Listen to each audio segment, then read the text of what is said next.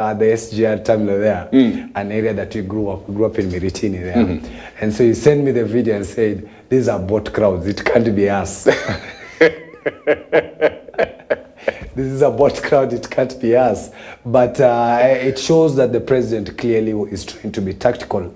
He's trying to contain a mass revolt. And but if that is by using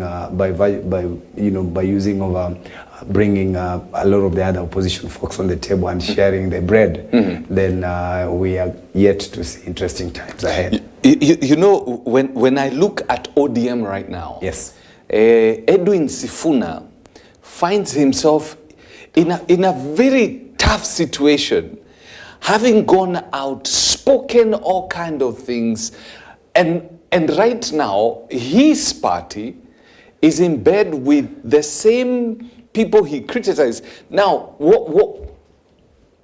right now, I think he's got a humongous chewing gum in his mouth. He doesn't know what to do with it.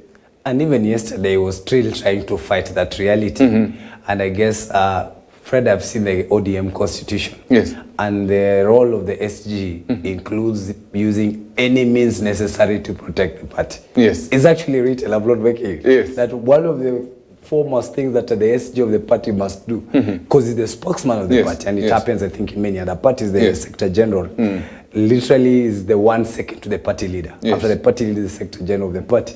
So in the context of ODM, after Raila Odinga, the next person that can speak for the party is the SG. So he was still battling that reality, and he's actually branded the 4 nominees as independent or voluntary members of the president's cabinet. And from what and yet the party leader has actually come out to defend the appointment. He's given a letter to actually acknowledge that the party did not approve that appointment. But in between there, he's wished them well. And there's a very interesting letter that we'll try to look at.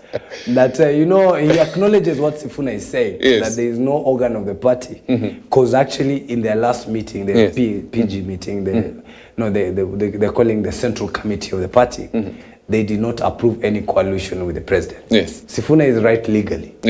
But politically, the party leader of ODM has also other plans. And so he might have just said, then how do we circumnavigate this? So we're going to present some people to cool the politics, but I'll have my SG to play this other particular role. And Sifuna is brutal when it comes to that. He's been able to do that. But when you look at it on the flip side, Fred, my brother Sifuna is at a very interesting point. He's where President William Ruto was at that time when they were deviating the former president, and probably even where he was with Raila Odinga when he was his lieutenant, where now you have a choice to decide. I have a career ahead of me. Do I still continue lining up behind this person? Or do I then take my lane and take my risks and see where they'll take me? And for President... But he can't... Without Raila, Sifuna cannot survive in Nairobi politics. Absolutely not, Fred. Let me tell you. Raila Odinga's most passionate supporters are people who come from his community. And even in the context of the entire ODM, 6.9 million people that voted for Raila Odinga, only 10%, around 15% are Luos, just 1.8 million. The others are not directly loyal to this particular leader of ODM. I'm a member of ODM, and I can say that I know the numbers. Is that even in this Nairobi County, Fred, the Luyas stand at 516,000 votes. They go almost right behind the Kikuyus. And so the Luyas alone and the others would outnumber. If Luyas and Kisis would not vote for ODM, there would be no single member of parliament over Luo in this town. The only difference is that they're brave and they're able to take up the tickets, because Nairobi politics is not for the faint-hearted. It's not like the rural politics where everybody knows you. They can compete with you but say, no, Fred is still our son, don't hurt him. But Nairobi is slightly more tougher. So the portion of what ODM really, Raila Odinga controls in ODM that he can stick with against all odds. That's why in many elections, Fred, and you've noted this for many years, is that anytime there's a fallout, the police always know where to go. Isn't it? The police always know where to go because that's where his supporters are. They don't go everywhere. It was very funny. A friend of mine, a lady friend of mine, she now lives in South Africa. Yesterday, sent me a very interesting message saying, isn't it interesting that things have changed? That back then, whenever there was a political fallout, government would send its mercenaries to Kibra and Mathare and Kondele. But nowadays, anytime there's a fallout, it is like a summer. I mean, it's Githurai, Zimmerman. Yes. Because the opponent is on that side. Yes. You understand? And he was very right. It's Yes. an interesting shift. People have hardly heard Kibra. Have you heard Kibra? Kibra has been so quiet. They are minding their business. Yes, they are Kibra has been, it's unbelievable. Kibra has been so quiet. I'm sure it's now Githurai, and it tells you the protagonists. Exactly, and including Kondele, Fred. Yes. The only time we've had Kondele is when we had that sort of organized cartel. Yes, yes. When people realized, man, these guys have been very quiet. And that Friday, suddenly, there were demonstrations in Kondele and some theft. When people say these guys have been so quiet. Yeah, many people are saying that, man, it's hard. It's long since we had these people. Where are they? Yes. You know, and they were quiet, including Migori. You know, it's always battle driven. But the following Friday, we had some issues in Migori and Kondele, and to know that that day they were paid, again it died off. Yes. They're minding their business, and so that's what happens. And Raila Odinga is an 80-year-old retired politician that is looking. Is he a retired politician, really? Because I'm looking. Fred, in elective politics. Okay, elective. Retired politician. Yeah, because at this age, we obviously don't expect him to contend in 2027. At 80, he will be 80 years? Yes, in January. He will be 80 years in January. But in election, he'll be 82 then. Yes. And he's going to the African AUC. Hopefully. Yeah. But if he does not, if it does not, Kenyans are here to make a decision. Fred, I think there's something that we have some by-elections that are coming up, Fred, because it's understandable sometimes when you're an incumbent in any position, you have the mileage, because everybody still grants you that respect. And so they will still call you a leader of opposition. But Fred, you know, when, and you're old enough to remember this, is that when Jaramogi was at his peak, nobody would imagine there would be another leader of opposition, isn't it? Yes, true. And even as of the time when there's that Ford movement, it would be unbelievable to imagine there's somebody that can fit and call himself a leader of opposition. Then we had an election in 1992. He came in, still Mzee came back into active politics. He was a member of parliament for Bondo. But, you know, sadly he left us 2 years later. And 3 years later, we had an election, friend. And there was a new leader of opposition. And the country moved on, didn't it? Yes. That's what is going to happen, because in this context now, we have a new generation of voters who were never there before. And when you look at how they think and what they're perceiving these politics to be, I'm just praying for the little by-election. Leave the general election that you're looking forward to. Remember the by-elections in Kiambaa and Juja, that after, you know, the death of your late friend Wakape. Yeah, Wakape. I liked him. Yes. He was a very open-minded guy. Yes. And he spoke all languages. Yes. I once met him at the Intercon there on one Friday. Yes. He was just chilling with some people. We were with a guy that you know, Ben Mulwa. Yes. And he remembered him because I think they used to do a show where you were before. Yes. So and because we were mutual friends. Yeah, we did a lot of shows with them. We spent like a whole night with him. Yes. And when he learned that I'm from Western, literally he started speaking Luya. And when speaking Luo, he's a very open-minded. I like the guy. May his soul continue resting in peace. But you realize that when he had those by-elections, Fred, and Deputy President William Ruto at that time still challenging the president, I think if there's one thing that gave him the impetus that he can actually compete was when he actually won those by-elections. True. And won them in Mombasa. It was a very interesting election.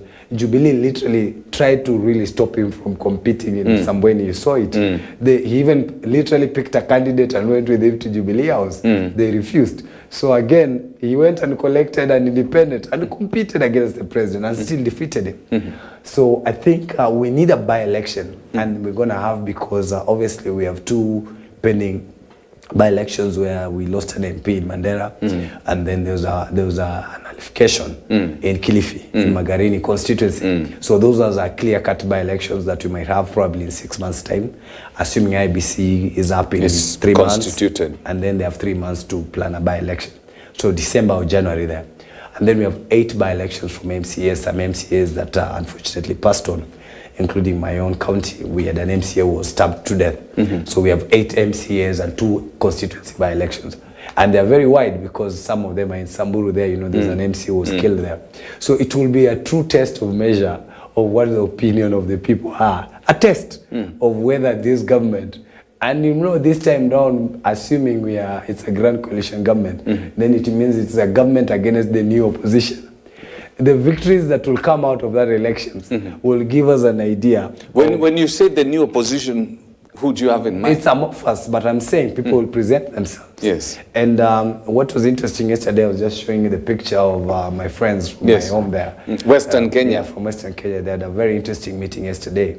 And they were just chit-chatting some groups that we have. And I was telling them to test the reality of what you're working on. We're going to have by-elections the next 6 months.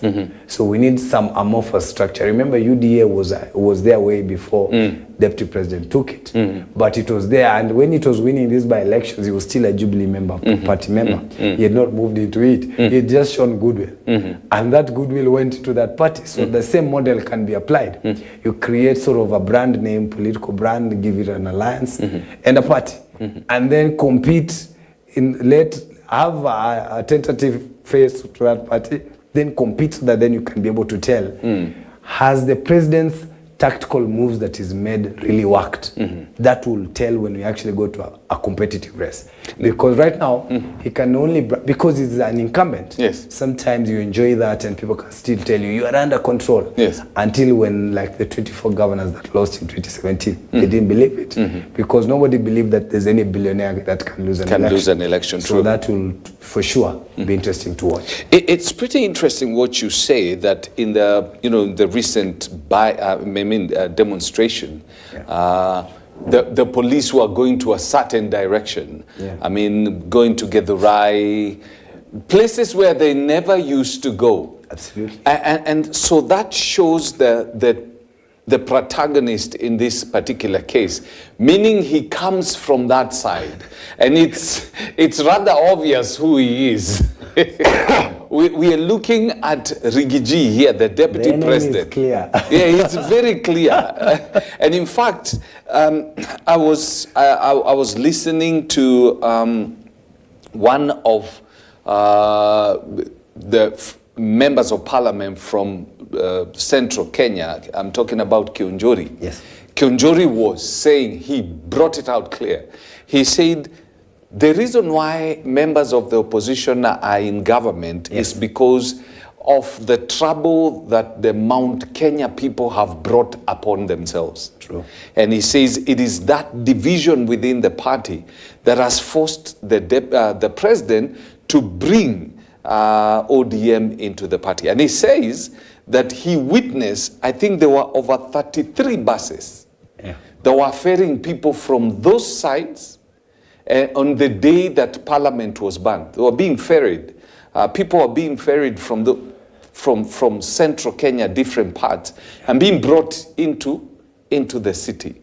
So there was somebody from his area. There's somebody who had sponsored all these things.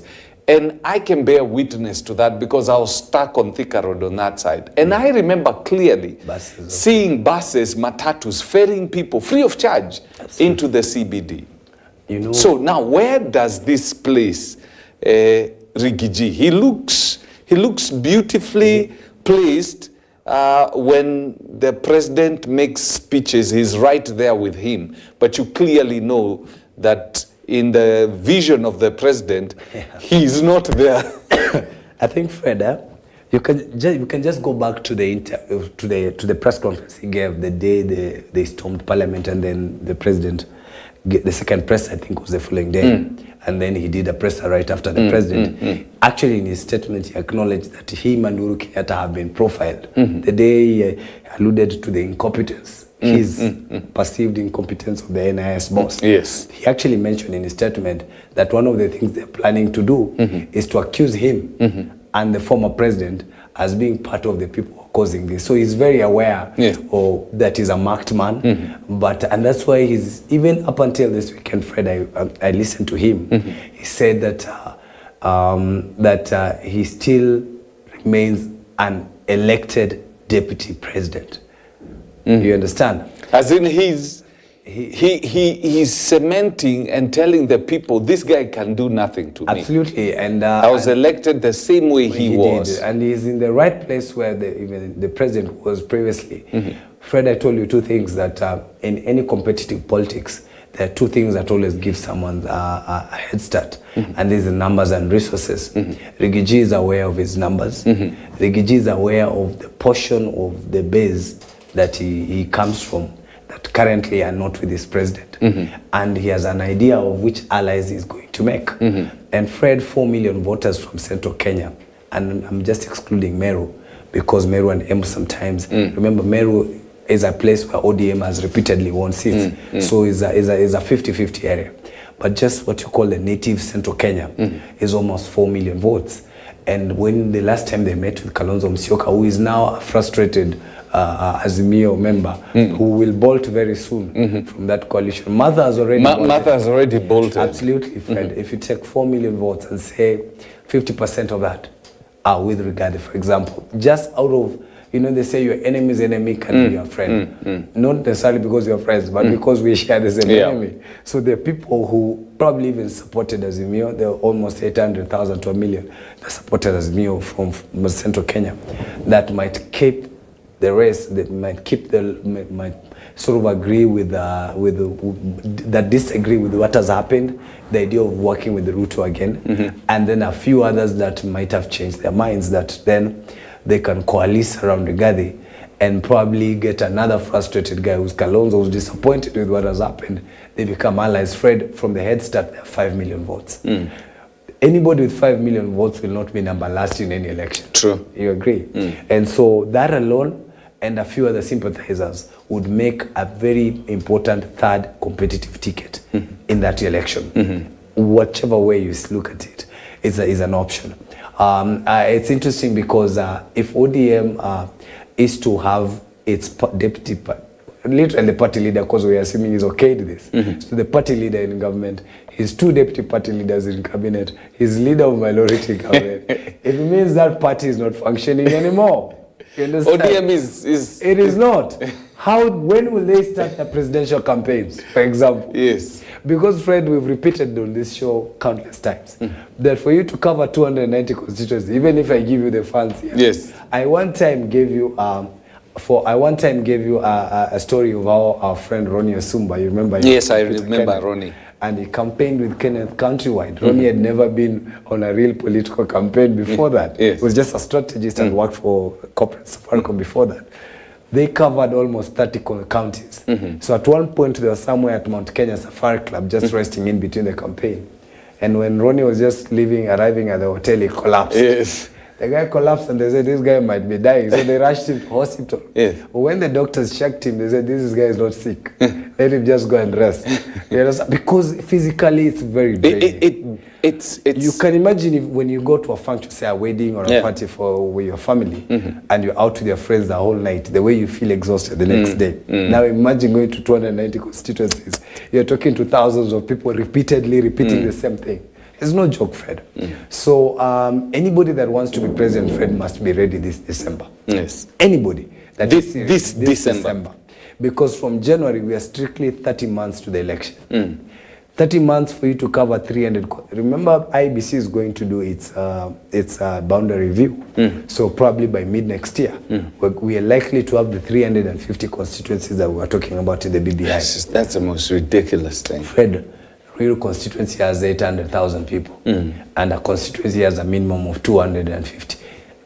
Ruiru will give us a minimum of 3 constituencies. We are likely to have a Kahawa something constituency in between there, which might be a up-country constituency because of the kind of people that live there. You know, JKO at KU. They're not natives, Fred. They're people from this other side. So with that in mind, we are likely to have over 300 constituencies. And so if you're a presidential candidate, and if you're a presidential candidate and you're truly serious about being a president, by December you should be ready. So that then for 30 months, you're able to go into 30 constituencies, because a month is not even enough to campaign a constituency. So how is this going to play out on the likes of Martha has already bolted. Martha, how do I put it? Martha is a hard sell. Very true. Martha is a really hard sell. And should have been, if I don't know what it is that makes a hard sell, should have been a very easy package for the Gen Z. Very true. Because some of the things they are saying, she's been saying. Yeah. But she's still a very, very hard sell. How can she package herself? Because I see she's pulling out so that she can come back and try and take advantage of this wave. Somebody eventually will take advantage of this disorganized group called Gen Z with a very valid reason. I'm very proud of a young man that I will call Makaure because as others remain in the bush like this. Oh, he's come out, yes. He's now become his own every show. He's now become sort of the face of what that movement was about because nobody else is coming on the table to articulate it. And if he aligns himself, especially with those who will be opponents of this particular government, he's one of those young men that might have a career, but that is just a side talk. For Martha Karua, already Kenyans know her. She's not a new politician. She's been here for the last 30 years. We know her and what she stands for. And many a times she's been very impressive to the public because she's indicated that she's somebody that can be principled. You saw that she was one of those instrumental guys that got Kibaki back into government. But when she felt that the government is no longer tenable, she left government. And she didn't have to. She could have just stayed, eat the salaries and the packages, then mind her business in the next general election. But it tells you about her principles. And for me, that's the one thing. She's really one of my favorites in terms of the kind of politicians that we need, because it's the type of politicians that we have abroad, where somebody says, I brought an idea and the idea failed. And just based on that idea, I don't think I should continue serving this particular position. And which ordinarily, if that was to apply in this country, then we would not be having President William Ruto because his legitimacy has totally been questioned. So Martha Karua has to go back and look at the audience and who is his. I think he misses out most times on that, that sometimes Fred can have an opinion, but sometimes as an entertainer and as a media personality, you got to know where to perform. Yeah, you have to work with your audience. You say we're going to be a Christian urban station. You have an idea of who you're talking to, so that at least your audience can stick with you. Because human beings make decisions sometimes based on their emotions. Others make their decision based on their principles, and then there are those ones that you can buy. So those thresholds, you must be sure of who you are. That's why they're politicians. That's why we have politicians who are not necessarily, who necessarily do not stand for anything. But then all they do is that they go and amass their resources. And once they amass their resources, the only thing they need to do is to come up during election time to be able to buy voters, which is extremely unfortunate. So Martha Karua is going to struggle. Martha Karua is going to struggle a lot with that reality, because he has to identify with something, with a base. Who are the politicians that I want to listen to? Because Peter Kenneth tried to work with elite. That will never happen in Kenya. It didn't work. Or we do have that elite group, but maybe the threshold was very small. He hardly made it to 80,000 votes. That's not even a constituency in Kenya, which is unfortunate. So Martha Karua has to identify a base. She's yet to package herself, as you're saying, she's yet to package herself in a way that she can be sold or connect with a particular class of people. Fred, branding starts with the target goal. That we want to target the Christian community. So our programming then is going to be like this. You don't brand and then look at what. Sometimes you can try that, but you lose out. Because then it means you haven't researched your market. You have to look at the market and say, this is a Bakassi constituency. It's a middle class to a low income constituency. My product is a mass market product. Then I can sell it. Then you say, this is a high-end product, it's an iPhone, let me go to Westland. You have to look at what you're looking for. She has to identify an audience. We have an orphan audience now, Fred, in the name of Gen Z millennials who are not supporting this government. But what is the likelihood that they can connect with her? Or with Kalonzo? Because I look at also Kalonzo, right now he's packaged himself as an anti-system person. Very true. But the talk on the ground, and this has happened so many times, is that he might end up in government. Yeah. And that's the reason why even some of the individuals in government who've come into the cabinet were saying, why are you telling us about Kalonzo, we don't even know where he's going. Absolutely. That's what Mbadi was saying. So the challenge with Martha Karua and Kalonzo and also Raila Odinga and many other, including my governor Oparanya, is that we're going to have a very interesting voter dynamics in the next election, Fred.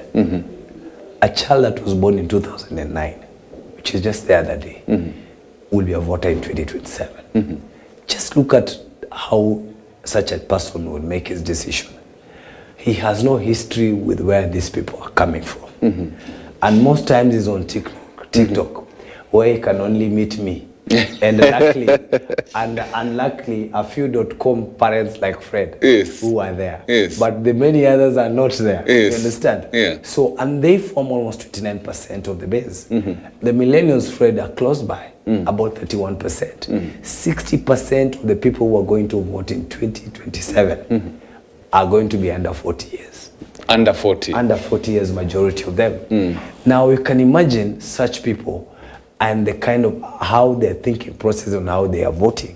They're looking at personality. It's a showbiz era. Yes. Somebody like that Makoure can score more than Peter Kenneth. What Peter Kenneth Very got. True. Yeah. Because he only got 70,000 votes. Yes. Makoure can get that for 70,000 votes here in Nairobi, the way I am seeing. Because the kind of people that are looking at him, Fred, and it's very interesting. You yourself, some time back you said here that your daughter was on the streets. Yes. And for her, she was just following what her fellow age mates and probably peers are talking. And that's what took her there. So now think of that voter. He might not be driven by the kind of dynamics that were being passed by some time back. So it puts 72-year-old Kalonzo at that particular time. Martha is in her mid-60s as well, so she'll probably be 68, 69 in 2027. In a tight spot, because those are not people who are consuming hard politics.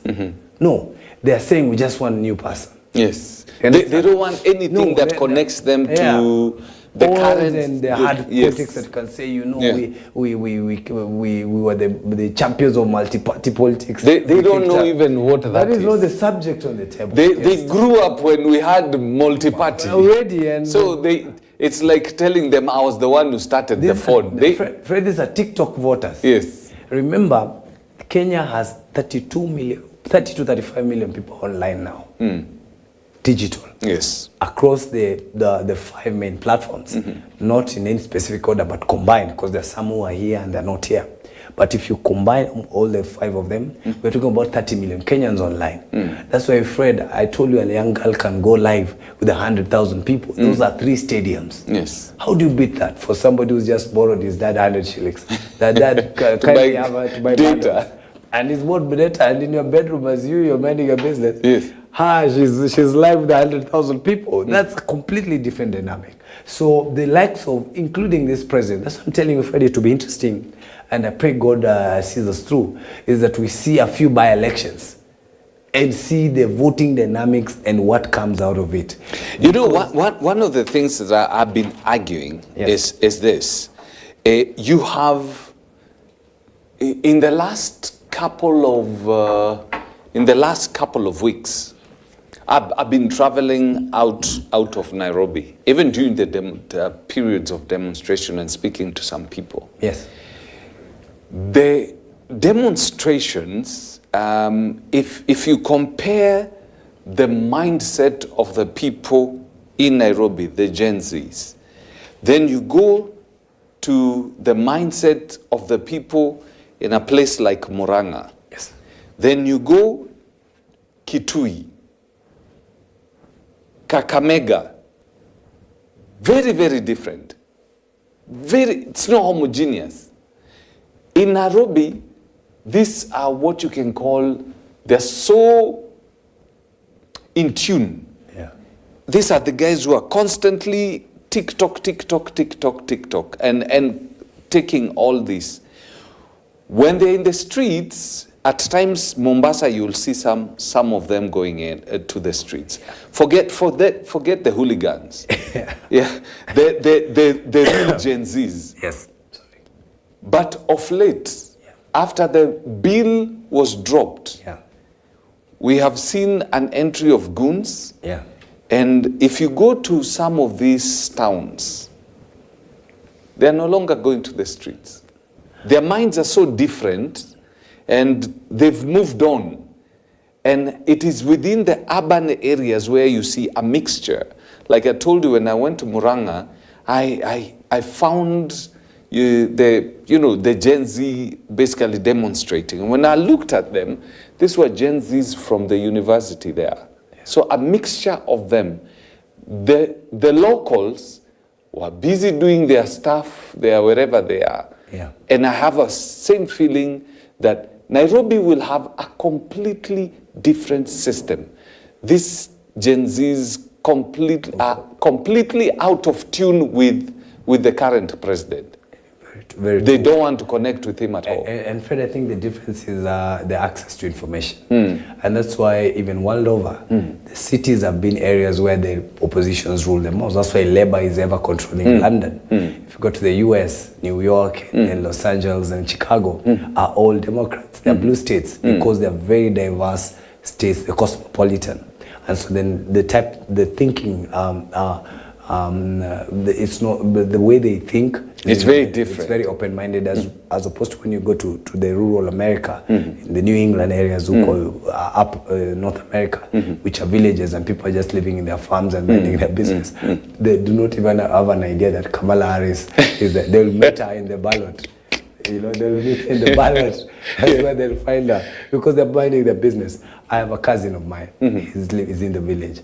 I doubt if he knows the kind of things that are. And he almost doesn't care. So that's what I'm saying.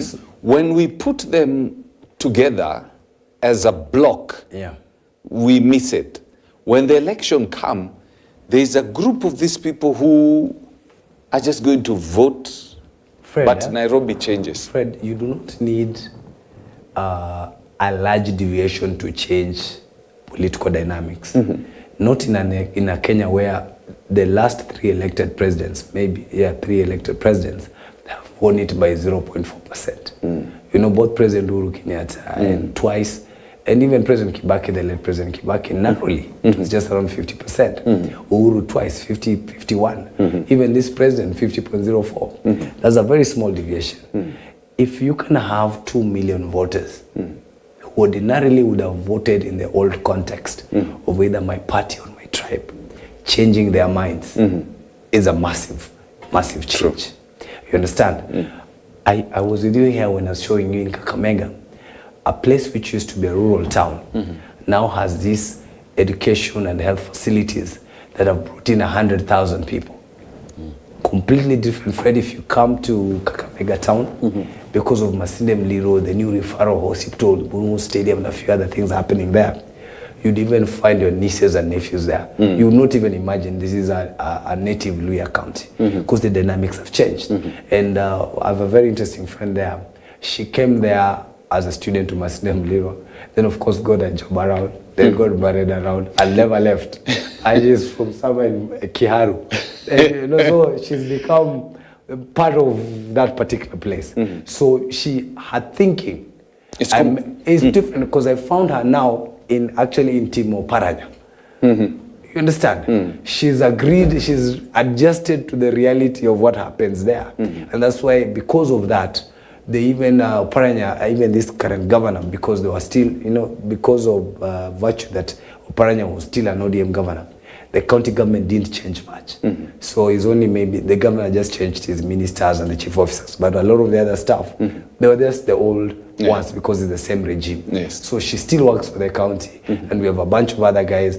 We have chief officers who are from Central Kenya who migrated there. We have them, including our CC for agriculture, is a Kikuyu, because that dynamic has changed. And so such population in such counties, when you look at it individually, it's small.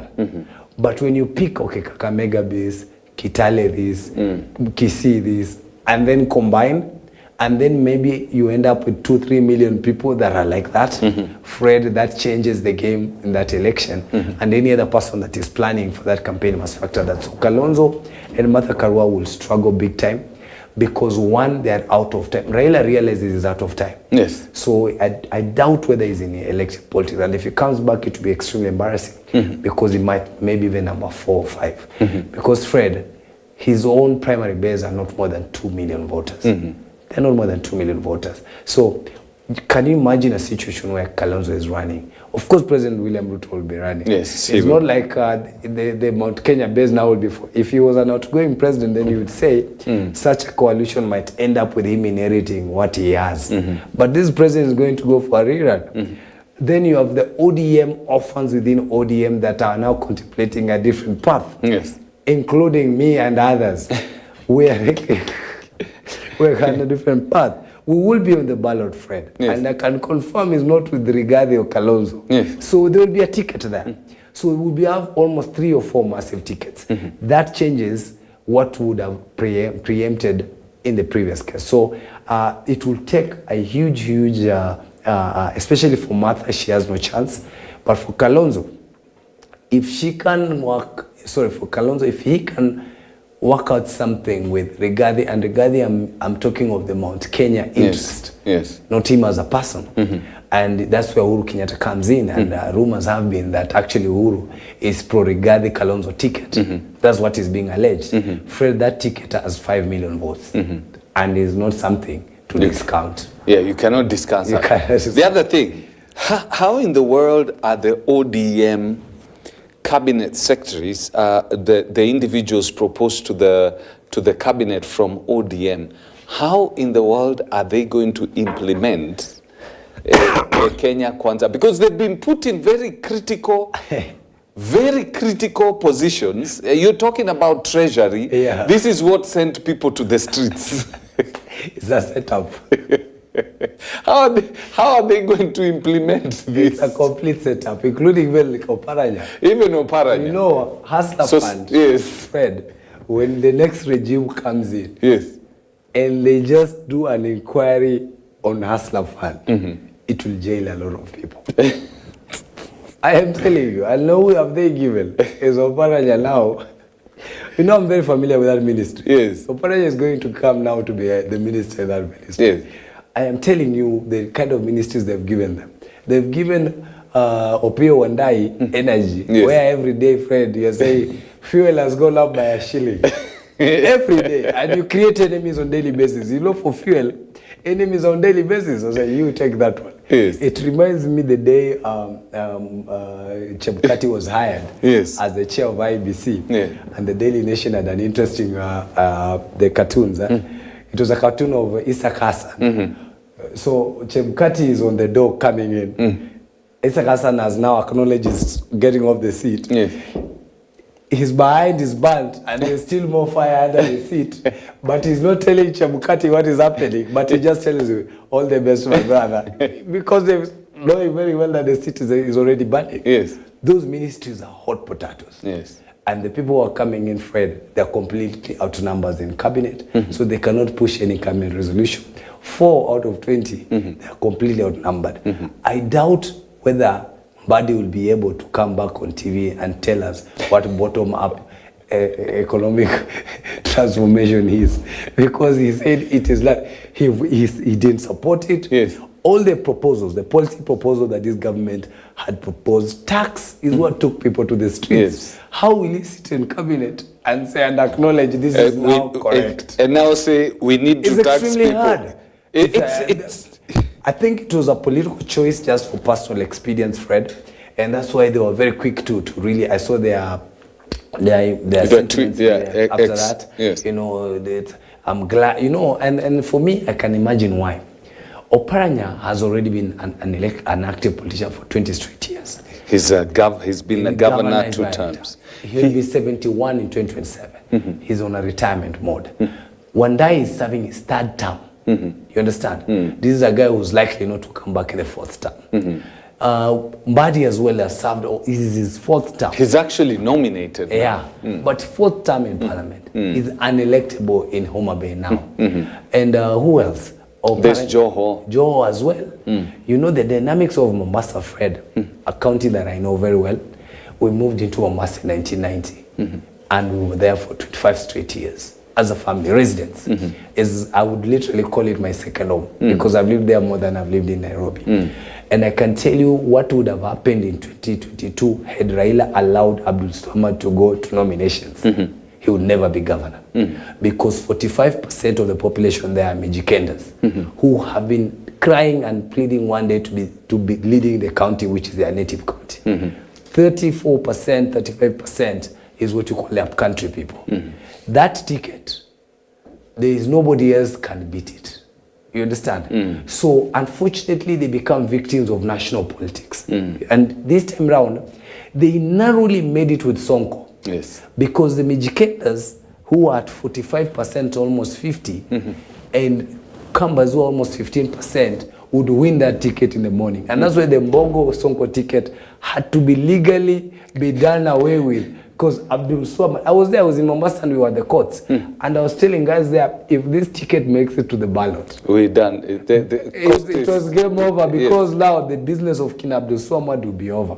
Because there's a debate about access to resources.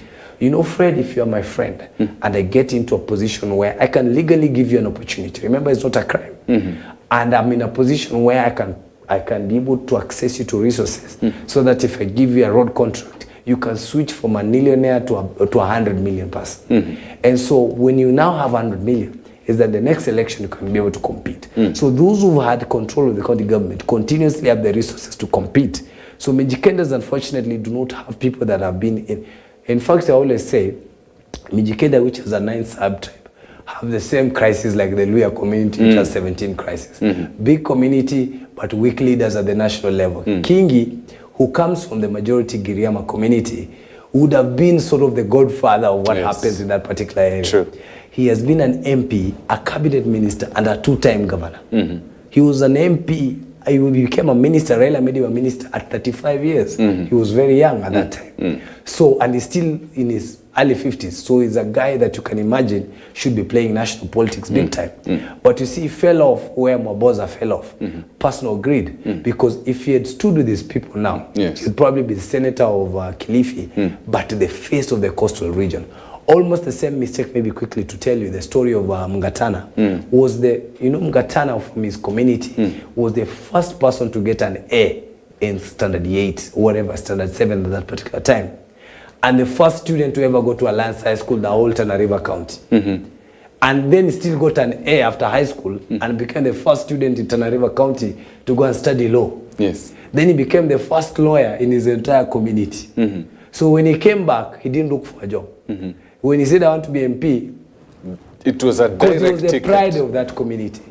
And you can see even how he worked hard to become a national face. Mungatana would have been actually the kingpin of the coast. But he had a choice to make in 2013. Had Mungatana, because at that particular time, ODM was still very strong. And even now the governor of Tana River is ODM. Mungatana would have already served 2 times as the ODM governor of Tana River. But then, you know, sometimes these freebies that come in, and sometimes you're unable to handle them. It reminds me, the last time I saw the late Martin Shikuku, the old man used to come at 6:80 at the cafeteria when they first were there. And I liked him, and because even though he's from Kakamega, but him, just like even us, we bought some land in the scheme that side of Kitale. So we actually family neighbors in the scheme there. So because of that, I knew him. And he once told me that if I wanted to I asked him, how were you able to build a career that long and survive the temptations of Kanu and the Lajis? Because you only needed to be around Moi, and then things start falling on you. Yes. If a small town council, in a local town council like the late Masai Kingpin, the guy that died, the Mzee, I keep forgetting Ntimama. A town council guy can become a millionaire. Shweli Shikuku, who is a pioneer, founding member of the nation, should have been far. He told me it's 2 things. It's principle and then being contented. I stand for something And because I'm already member of parliament, I'm contented with my 1 million shilling. I take care of my family and protect my people. Otherwise, if I want a big Range Rover of 10 million, I'll get it. It's very easy to be found by government. They will catch you with that. Yes. Otherwise, that's he told me 2 things. He said just have principles and then don't be greedy. And it's unfortunate every time I go on YouTube, the day Raila Odinga went to see him at the Texas Cancer Center, because I hadn't seen him for a couple of months. Kumbe, that's when he had been taken to India and then came back. So he was being nursed there.